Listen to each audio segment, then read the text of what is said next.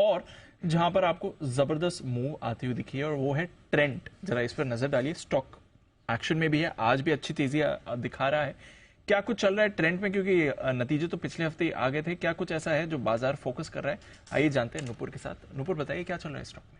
बिल्कुल, नतीजे जब आए थे तो हमने क्वार्टरली परफॉर्मेंस चेक किया था, जहाँ पे हाईएस्ट एवर कंपनी ने इस बार रेवेन्यूज किए थे, और फुल ईयर के भी रेवेन्यूज देखेंगे तो वही आपको हाईएस्ट एवर नजर आएंगे, लेकिन मार्जिन्स में दबाव था। इनफैक्ट एक इंटरेस्टिंग डेटा सामने आया था कि कंपनी की 710 करोड़ की पीबीटी, प्रॉफिट बिफोर टैक्स, में करीबन 412 करोड़ की अदर इनकम थी। ये अमाउंट इस साल बहुत ज्यादा सिग्निफिकेंट था। जब इसको हमने ड्रिल डाउन करने की कोशिश की कि अदर इनकम का इस बार क्या पार्ट था, तो उसमें 2-3 चीजें सामने आई थी। FY23 के नंबर्स की बात कर रही हूँ मैं, पूरे साल के नंबर्स अगर हम देखेंगे तो इस साल कंपनी ने 495 करोड़ के प्लांट एंड प्रॉपर्टी का परचेज किया था। ऑब्वियसली क्योंकि इस साल कंपनी ने करीबन 100 से ज्यादा जूडियो के स्टोर्स खोले, और अगले साल भी टारगेट है कि 130-140 जूडियो स्टोर्स हो सकते हैं। उसमें से कंपनी ने इस बार एक इंटरेस्टिंग डेटा पॉइंट यहाँ पे था कि बेचे भी है प्लांट्स एंड प्रॉपर्टीज, उसका जो अमाउंट निकल के आया वो 281 करोड़ के आसपास का था। इन सबसे ऊपर कंपनी ने एक और अमाउंट अपनी अदर इनकम में दिखाया है, वो है 135 करोड़ का प्रॉपर्टी के बेचने पर जो कंपनी को मुनाफा हुआ है, वो भी नजर आ रहा है यहाँ पे 135 करोड़ का। अब ये अमाउंट बहुत सिग्निफिकेंट है, क्योंकि 700 करोड़ की पीबीटी में अगर 400 करोड़ का अदर इनकम है और उसमें आप सेल ऑन प्रॉपर्टी 135 करोड़ के आसपास लेते हो, इसका मतलब यही निकलता है, अगर इन सबको एनालाइज करें तो ये सामने आता है कि कंपनी अपने स्टोर्स का एक्सपेंशन कर रही है। साथ ही साथ जब वो मैच्योर होने लगते तो उन्हें या तो फ्रेंचाइज के रूप में पास ऑन कर रही है, और उससे ये प्रॉफिट फिलहाल 135 करोड़ का इस साल कंपनी ने दिखाया है। इसके अलावा एक और बड़ा अमाउंट था, 147 करोड़ के आसपास का डिविडेंड कंपनी को मिला है, और जॉइंट वेंचर से जारा से जो आता है वो डिविडेंड इस बार नजर आया था।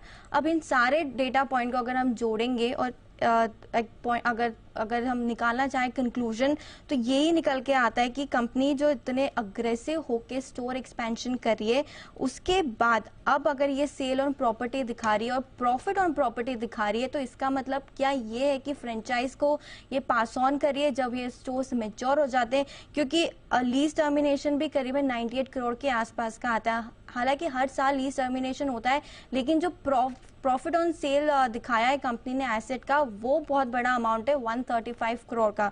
दूसरा सवाल यही आता है कि जो कंपनी के एक्सपेंशन प्लान है आगे चल के, वो तो अग्रेसिव रहने वाला है, वो कंपनी ने कहा भी है। अगर फ्रेंचाइज को ट्रांसफर करता है तो क्या ये एसेट लाइट मॉडल कन्वर्ट हो रहा है कंपनी के लिए, जो कि एक लॉन्ग टर्म में पॉजिटिव हो सकता है। ये नोट इसीलिए आ रहा है हमारे नोट में, इसीलिए आया क्योंकि 412 करोड़ की इनकम काफी ज्यादा थी, जिसमें से 135 करोड़ का कंपनी को सेल ऑन एसेट से मिला था। ये क्लियर इंडिकेशन है कि फ्रेंचाइज को ये शायद पास ऑन हो रहे हैं अपने स्टोर्स जब वो मैच्योर हो जाते हैं तब। इतनी जल्दी उसका रिटर्न आ रहा है? आप बोल रहे हैं एक ही साल में जो इन्वेस्ट किया उस पर 1.5 टाइम्स का रिटर्न भी हो गया वो स्टोर कन्वर्ट करके। बिल्कुल, ये एक्चुअली क्वेश्चन इतना रेस कर रहा है, मैनेजमेंट कॉन्फ्रेंस कॉल नहीं करती है, इतनी बड़ी कंपनी है तो उसको कॉन्फ्रेंस कॉल में ये हाईलाइट सवाल पूछा जा सकता था, लेकिन ये इतना बड़ा अमाउंट इस साल आया है, इसलिए ये यहाँ पर सवाल सामने आ रहा है। हर साल इतना बड़ा अमाउंट नहीं होता है, लीज टर्मिनेशन तो होता है क्योंकि अकाउंटिंग पॉलिसीज चेंज होती रहती है, फाइनेंशियल लीज, ऑपरेटिंग लीज होती है, तो उसका एक इम्पैक्ट दिखता है। लेकिन जो एसेट खरीदी है उसको बेच के उसके ऊपर अगर 135 करोड़ का मुनाफा आ रहा है, तो वो फ्रेंचाइज के ऊपर सवाल करता है कि क्या ये एसेट लाइट मॉडल अब आगे जाके हो रहा है। तो चलिए, ये है आपके लिए ट्रेंड। स्टॉक आज एक्शन में भी है। आई थिंक चोपड़ा साहब भी हमारे साथ जुड़ चुके हैं, उनका भी करते हैं स्वागत। चोपड़ा साहब, ट्रेंड ट्रैक करते हैं सर? 1400 के ऊपर अच्छे मोमेंटम में आ रहा है और कुछ बढ़िया परफॉर्मेंस भी आई है इसकी तरफ से। दीप, गुड आफ्टरनून। निश्चित रूप से ट्रैक करते हैं, बहुत पुरानी कंपनी है, टाटा कंपनी है, दिग्गज है अपने आप में। रिटेल में वेस्ट साइड करके इनके काफ़ी सारे शोरूम्स हैं और स्टोर्स हैं, और पूरे देश में बड़ा अच्छा एक्सपेंशन इन्होंने किया है।